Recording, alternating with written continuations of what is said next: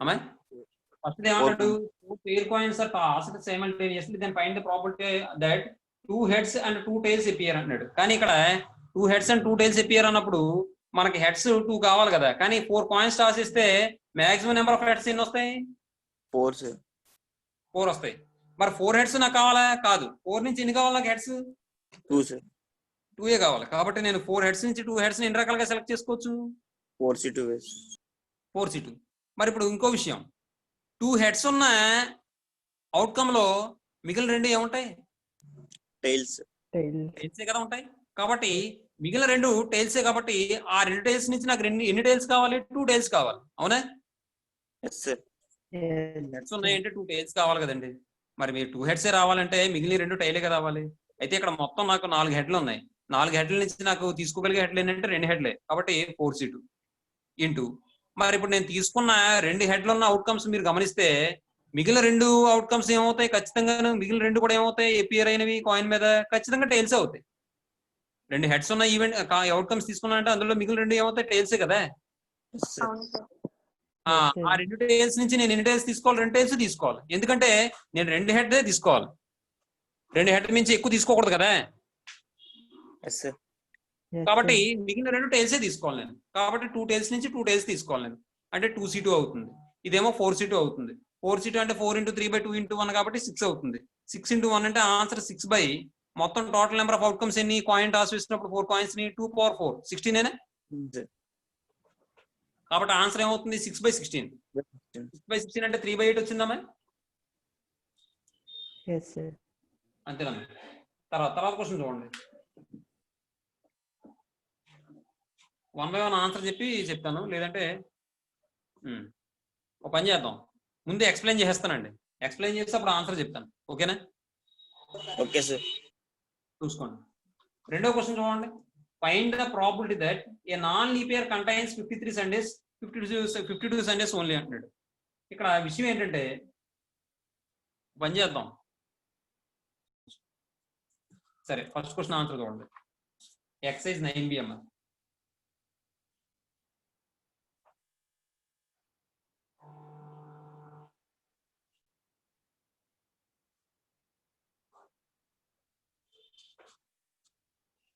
First question solution problem number 1 చూడండి.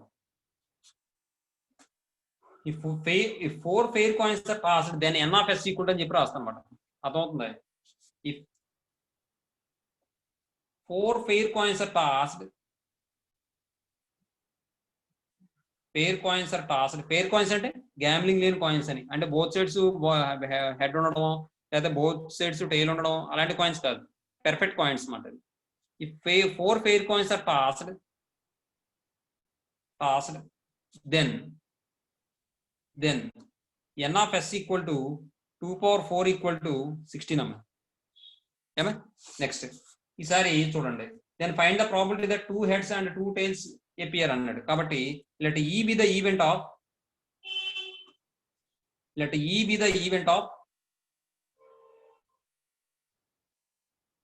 getting 2 heads and 2 tails, 2 heads and 2 tails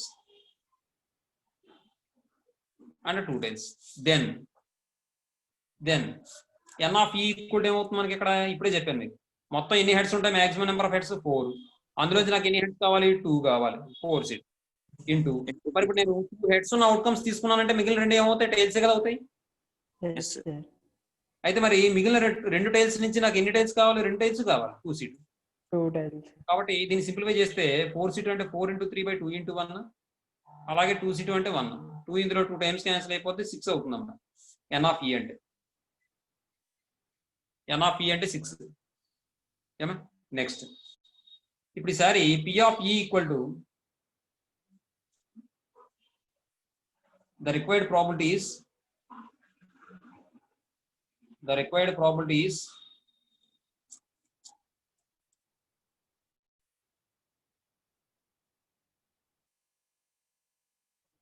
P of E equal to formula ఏంటి?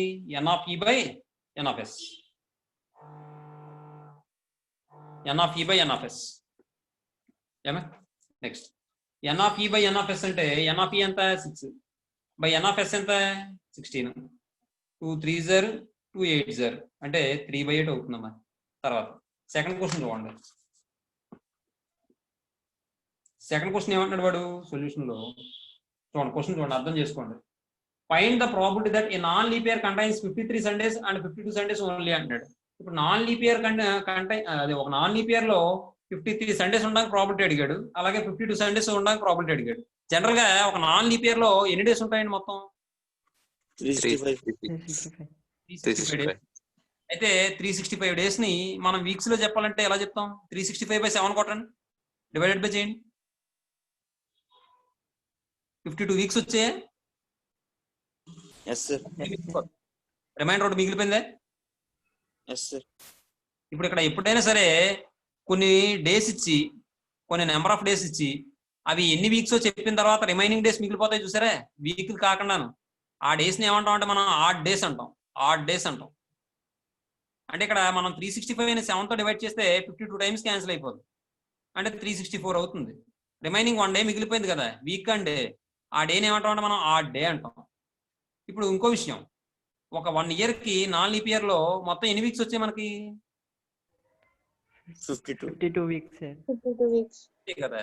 మరి 52 weeks వచ్చాయంటే ఎన్ని Sundays వస్తాయి? 52 Sundays వస్తాయి సార్. 52 సండేస్ వస్తాయిగా, అయిపోయింది. మరి వాడు ఏమడిగాడు? ప్రాబిలిటీ 53 సండేస్ ఉండడానికి ప్రాబిలిటీ అడిగాడు. మరి ఇప్పుడు 52 వీక్స్ జనరల్ గా అన్ని ఇయర్స్ కి వచ్చేస్తాయి, కానీ మరి ఒక ఆడ్ డే మిగిలిపోయింది కదా, ఆడ్ డే కూడా ఖచ్చితంగా సండే అయింది అనుకోండి, అప్పుడు నాకు 53 సండేస్ అవుతాయా? అవుతాయి సార్. ఇప్పుడు విషయం ఏంటంటే ఆ ఒక్క ఆడ్ డే ఏమవచ్చు చెప్పండి? జనరల్ గా సండే అవ్వచ్చు, మండే అవ్వచ్చు, ట్యూస్డే అవ్వచ్చు, వెన్స్డే అవ్వచ్చు, థర్స్డే అవ్వచ్చు, ఫ్రైడే అవ్వచ్చు, సాటర్డే అవ్వచ్చు. ఈ 7 days లో ఏదైనా అవ్వచ్చు కదా ఆడ్ డే. కాబట్టి ఎన్ ఆఫ్ ఎస్ ఈక్వల్ ఏమవుతుందంటే 7c1 = 7 అవుతుందమ్మా. అర్థమవుతుందని నేను చెప్పింది. అయితే ఇక్కడ ఈ అనేది ఏమనుకుంటానంటే నేను, లేకపోతే ఏ అనేది ఏమనుకుంటానంటే a non leap year contains 53 Sundays అంటాను నేను. అప్పుడు ఎప్పుడైతే నాన్ లీప్ ఇయర్ అనేది 53 సండేస్ ఉండాలో ఖచ్చితంగా ఆడ్ డే ఏమై ఉండాలి? సండే అయి ఉండాలి. కాబట్టి అప్పుడు ఎన్ ఆఫ్ ఏ ఈక్వల్ ఏమవుతుంది? నెంబర్ ఆఫ్ ఫేవరబుల్ ఛాన్సెస్ ఎన్ని? 1 కాబట్టి 1 వస్తుంది. అప్పుడు ప్రాబిలిటీ ఏమవుతుందంటే పి ఆఫ్ ఈ ఈక్వల్ టు ఎన్ ఆఫ్ ఈ బై ఎన్ ఆఫ్ ఎస్ అంటే 1/7 అవుతుందమ్మా. అర్థమైందమ్మా? అర్థమైంది. రెండోది 52 సండేస్ ఉండాలన్నాడు కదా. 52 సండేస్ అంటే జనరల్ గా ప్రతి నాన్ లీప్ ఇయర్ కి 52 సండేస్ ఉంటాయి, కానీ ఒక ఆడ్ డే మిగిలిపోయింది కదా, ఆ ఆడ్ డే ఇప్పుడు సండే అవ్వచ్చా? సండే కాకుండా రిమైనింగ్ 7 అయినా అవ్వచ్చు కదా. అంటే రిమైనింగ్ 7 అయినా అవ్వచ్చు అంటే ఆడ్ డే అవడానికి ఎన్ని అవకాశాలు ఉన్నాయి? 6 డేస్ ఉన్నాయి సార్. 6 డేస్ ఉన్నాయి. ఇప్పుడు బి అనేది ఏమనుకుంటానంటే నేను, let B be the event of a non leap year contains 52 Sundays అంటాను. Then the odd day need not be అనకూడదు. Then the odd day must not be అనకూడదు. Then the one odd day must be Monday or Tuesday or Wednesday or Thursday or Friday or Saturday. So n of B equal ఏమవుతుంది? 6 అయినా అవుతుంది. అంటే 6/7 వస్తుంది అన్నమాట. ఎందుకంటే ఎన్ of yes 7 కదా. అర్థమైందమ్మా? దీన్ని మనం ఇంకోలా కూడా చేయొచ్చు. ఎలా అంటే ఇప్పుడు n of A n of B రెండు కలిపితే 1 రావాలి. మరి ఇప్పుడు నేను ఏం చేస్తానంటే n of B equal to 1 - n of A చేశాను అనుకోండి. ఎన్ ఆఫ్ ఏ అంటే ఎంత వచ్చింది? అదే sorry P of A plus P of B equal to 1 అవ్వాలి. ఎప్పుడైనా సరే ఒకటి గుర్తుపెట్టుకోండి, sum of the probabilities in the events of any experiment లేదా in a random experiment the sum of the probabilities equal to 1. అది condition. కాబట్టి ఒక చిన్న విషయం చెప్తాను చూడండి. ఇప్పుడు ఒక కాయిన్ టాస్ వేసాను, హెడ్ పడడానికి ప్రాబిలిటీ ఎంత? 1/2 పడడానికి ప్రాబిలిటీ ఎంత? 1/2. ఆ రెండు కలపండి. 1 వస్తుంది. వచ్చిందా లేదా? వచ్చింది. అది ఒక డైన్ త్రో చేశాను. డైన్ త్రో చేసేటప్పుడు 1 పడడానికి ప్రాబిలిటీ ఎంత? 1/6. ఎందుకంటే టోటల్ నెంబర్ ఆఫ్ నెంబర్స్ ఎన్ని ఉంటాయండి? 6 ఉంటాయి. ఎన్ ఆఫ్ ఎస్ ఈక్వల్ టు 6. కాబట్టి ఈ 1 పడాలి అంటే ఖచ్చితంగా ఒకటే ఉంటుంది ఛాన్స్. కాబట్టి 1/6. మరి 2 రావడానికి 1/6. 3 రావడానికి 1/6. 4 5 6 రావడానికి 1 by 6. కలపండి 1/6 ప్లస్ 1/6 ప్లస్ 1/6 అని 6 టైమ్స్ రాసి కలపండి 1 అవుతుందా లేదా? అవుతుంది Yes, సార్. sir. అంటే దీన్ని బట్టి ఏమని చెప్పొచ్చు మనం, ఒక ర్యాండమ్ ఎక్స్పెరిమెంట్ లో some of all probabilities of the events ఏమవుతుంది, 1కి ఈక్వల్ అవుతుంది. అదే విధంగా ఇక్కడ 53 సండేస్ ఉండడం అనేది ఒక ఈవెంట్, లేదు 52 సండేస్ ఉండడం అనేది ఒక ఈవెంట్. రెండు కలిపితే వాటి యొక్క ప్రాబిలిటీ 1కి ఈక్వల్. కాబట్టి ఇక్కడ ఏమవుతుందంటే P of B equal to 1 minus P of A అవుతుంది. అంటే 1 మైనస్ 1/7 అంటే 6/7 సరిపోయిందా లేదా? సరిపోయింది. అదే విషయం. కాబట్టి చూడండి,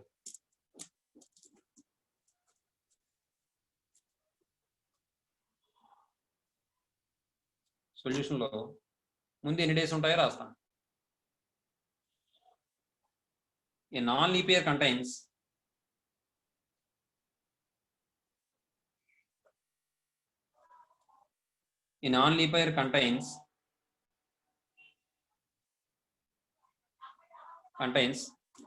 ఎన్ని డేస్?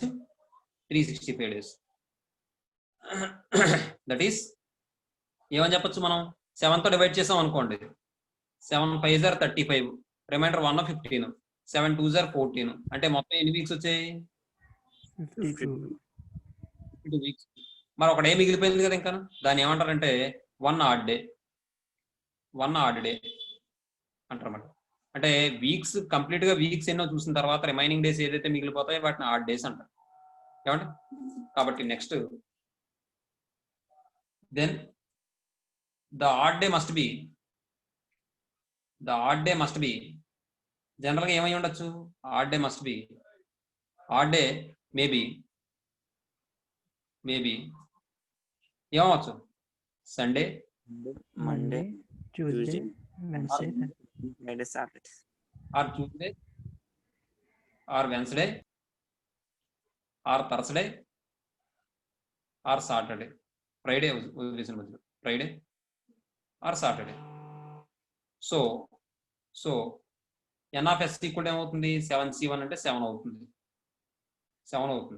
ఈ 7లో ఏదైనా అవ్వచ్చు. మనం 7 ఉన్నాయి అవైలబుల్ గా, అందులో ఒకటే తీసుకుంటాం మనం, ఏదోటి అవ్వచ్చు. 7C1 7. నెక్స్ట్ ఇప్పుడు మనం ఏ అనేది ఈవెంట్ కింద తీసుకుందాం. ఇక్కడ let A be the event of a non leap year contains 53 Sundays అందాం. First one, let capital A be the event of a non-leap year contains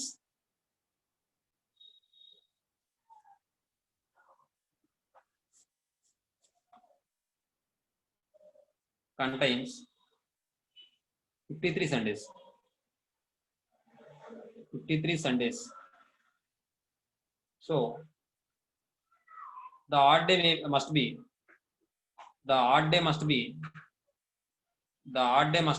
ఏమవ్వాలి?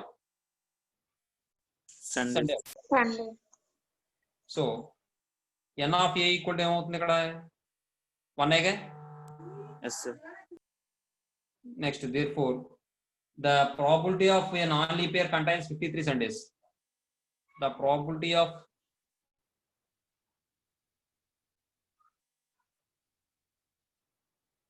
a non-leap year contains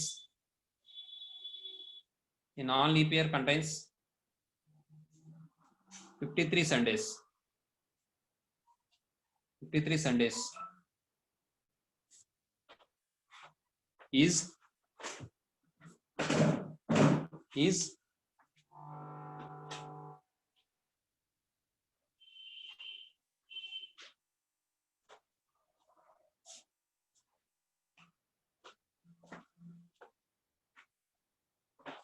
ఏమవుతుందమ్మా? Is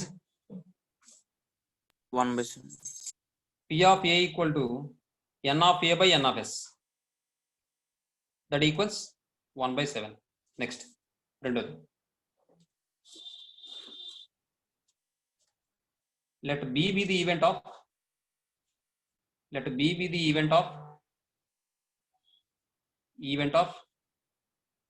a non-leap year contains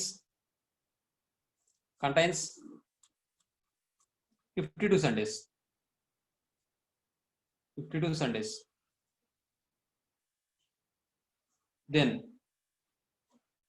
the odd day, the one odd day, then the one odd day, the one odd day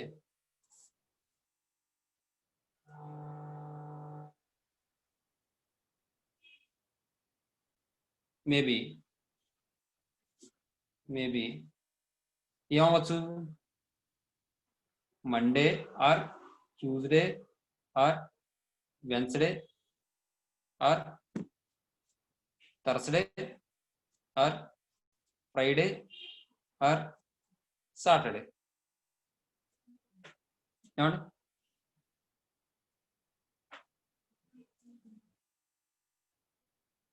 ఇలా అయినా రాయొచ్చు, లేదంటే ఇంకోటి కూడా రాయొచ్చు. ఎలా రాయొచ్చు అంటే then the one odd day may be any one of the week except Sunday. Any one of the day in a week except Sunday, అలా కూడా రాయొచ్చు. అర్థమైందమ్మా? Yes sir. Okay. N of B equal ఏమవుతుంది, 6 అవుతుందమ్మా. 6 అవుతుంది, ఎందుకంటే 6C1. ఈ 6లో ఒక్క రోజే మనం సెలెక్ట్ చేసుకుంటాం. 6C1 ఈక్వల్ టు 6 అవుతుంది. 1C1 ఈక్వల్ టు 1 అవుతుంది. 6. ఇప్పుడు therefore the probability of, మరి అక్కడ మళ్ళీ ఇక్కడ non leap year contains 52 Sundays అని రాసాం కాబట్టి therefore the required probabilities అని రాసిన పర్లేదు, లేదంటే therefore P of B equal to N of B by N of S. అంటే అప్పుడు ఏమవుతుంది, 6/7 అవుతుంది. దీన్ని మనం ఇంకోలా ఎలా రాయొచ్చు అంటే R P of B equal to 1 minus P of A, that equals 1 minus 1/7, that equals 1/6/7. ఎలా కూడా రాయొచ్చు. నెక్స్ట్ తర్వాత చూడండి, మూడో క్వశ్చన్ చూడండి. 2 dice are rolled. What is the probability that none of the dice shows the number 2? దాని meaning ఏంటో చెప్పండి నాకు. మీనింగ్ తెలిస్తే ఆన్సర్ వస్తుంది. 2 డైస్ రోల్ చేసినప్పుడు చెప్పండి. ఏ డై మీద 2 పడుకోవచ్చు. ఏ డై మీద 2 రాకూడదా? రాకూడదు. అంటే ఇప్పుడు ఈ విషయం చూడండి ఒకసారి. జనరల్ గా 2 డైస్ రోల్ చేస్తే ఎన్ని అవుట్కమ్స్ వస్తాయి? 36. ఎలాగది n of S equal to 6² equal to 36 అని వస్తాయి. తర్వాత అందులో ఏ డై మీద కూడా 2 రాకూడదు. 2 రాకుండా రిమైనింగ్ ఏదైనా రావచ్చు. అంటే ఎన్ని వస్తాయంటారు? 5 సార్. 5 5 సార్. 5 అంటే స్క్వేర్ 25 వస్తుంది. ఎందుకంటే ఫస్ట్ డై మీద 2 మీద తప్పించి మిగిలిన నెంబర్ ఏదైనా రావచ్చు, అంటే 5. అలాగే సెకండ్ డై మీద కూడా 2 తప్పించి మిగిలిన నెంబర్ ఏదైనా రావచ్చు, కాబట్టి 5. 5 × 5 అంటే 25 వస్తాయి ఫేవరబుల్ అవుట్కమ్స్. మరి ప్రాబిలిటీ ఏమవుతుంది? 25/36 కదా. Yes sir. 5/6. అర్థమైందా? Yes next sir. చూడండి, third question.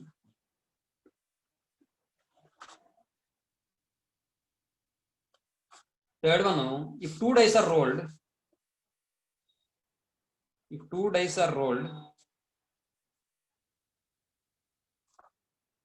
then N of S equal to 6² equal to 36 వస్తాయి. ఇక్కడ ఈ అనేది ఏమనుకుంటానంటే none of the dice shows the number 2 అంటాను. let E be the event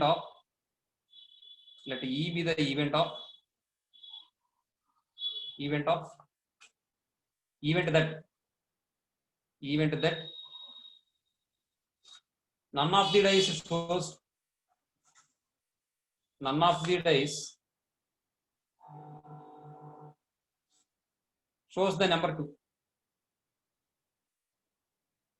shows the number 2.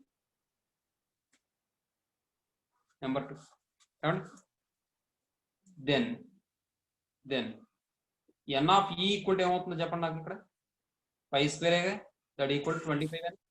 అర్థమైందా మీకు? లేదా 5² ఎందుకు వచ్చిందో అర్థమైందా? అర్థమైంది సార్. ఫస్ట్ డై మీద 2 రాకూడదు, ఇంకా ఎన్ని రావచ్చు? 5 రావచ్చు. 1 2 3 1 3 5 1 3 4 5 6 రావచ్చు. అలాగే సెకండ్ డై మీద కూడా 2 రాకూడదు, 1 3 4 5 6 రావచ్చు, అంటే 5. 5 × 5 అంటే 5² equal to 25 అవుతుంది. therefore P of E equal to, therefore the required probability is ఈ required probability అని రాయకపోయినా పర్లేదు. the required probability is P of E equal to N of E by N of S, that equals 25/36. తర్వాత fourth question చూడండి. ఈ fourth question చెప్పి fifth question కూడా చెప్పేస్తాను. Sixth వరకు చెప్పేస్తాను. సిక్స్త్ వరకు చెప్పి ఆపేస్తాను. చూడండి ఫోర్త్ క్వశ్చన్ చదివి ఒకసారి మీనింగ్ చెప్పండి నాకు. In an experiment of drawing a card at random from a pack and pack of cards అని. The event of getting a spade is denoted by A. A అనేది ఏం డినోట్ చేస్తుందట? Spade card తీసే event denote చేస్తుందట. Spade card తీయడానికి. అలాగే and getting a picture card is denoted by B. ఇంకొక విషయం, నేను చిన్న విషయం చెప్పలేదు. ఫస్ట్ ఇది ఎన్ఆఫ్ఎస్ ఫైండ్ అవుట్ చేయాలి. ఏ సమకైనా ఎన్ఆఫ్ఎస్ ఫైండ్ అవుట్ చేయాల్సింది. చూడండి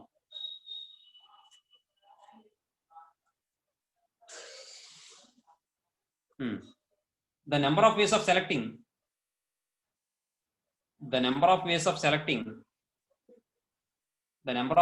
selecting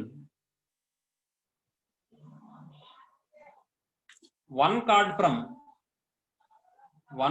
from pack of 52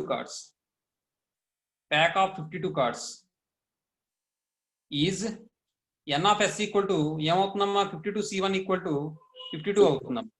అర్థమవుతుందమ్మా? ఇది సరిగ్గా రాసుకోండి. Is n of s equal to 52c1. ఇది కరెక్ట్. దట్ ఈక్వల్స్ 52 అవుతుంది. నెక్స్ట్ ఈసారి letter A comma B be the events of, నేను రెండు కలిపి రాసేస్తున్నాను. Letter A comma B be the events of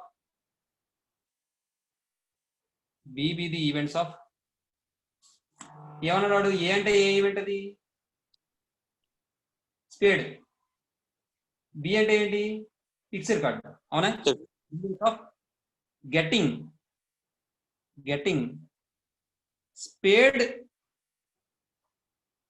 spade card and picture card respectively అంటాను.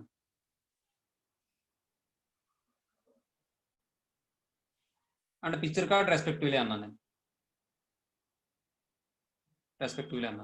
ఇప్పుడు చూడండి, ఏ అనేది ఏంటి? స్పేడ్ కార్డు తీసే ఈవెంట్.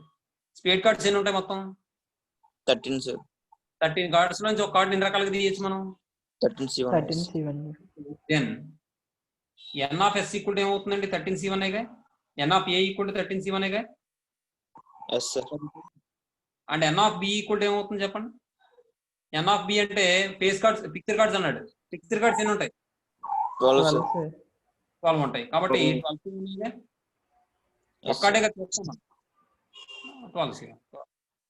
ఇప్పుడు P of A, n of A, P of B find out చేయండి.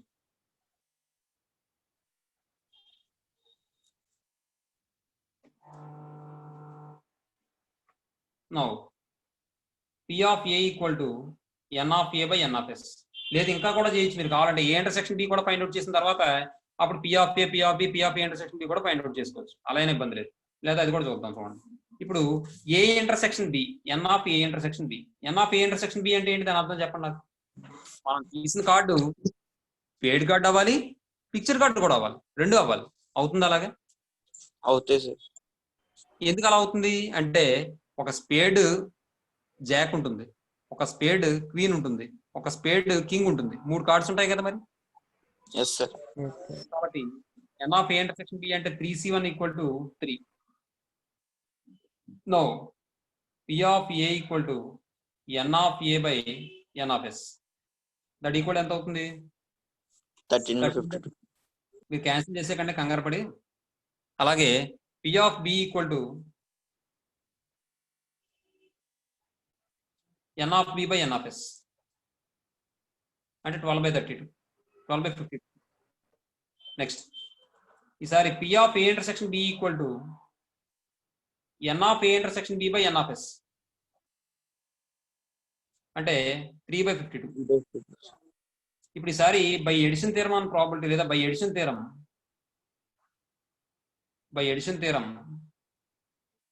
ఏం చెప్పచ్చు మనం? P of A union B equal to formula ఏంటి? P of A, P of B minus P of B minus P of A P intersection of A intersection B. అంటే ఇక్కడ P of A అంటే ఎంత? 13/52 plus 12/52 minus 3/52. LCM find out చేస్తే 52. న్యూమరేటర్లో 13 + 12 - 3 అంటే 12 + 13 అంటే 30. ఈ 3 తీసేస్తే 10 10 + 20 12 అంటే 22. 22. 22 ఇది 11 టైమ్స్, ఇది 26 టైమ్స్. అంటే 11/26 వచ్చిందండి నా ఆన్సర్. ఎస్ సార్ వచ్చింది సార్. అంతేనమ్మా. నెక్స్ట్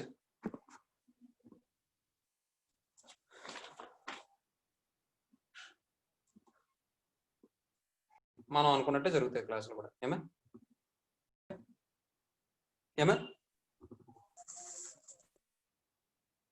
సరే, సోమవారం చూద్దాం మరి.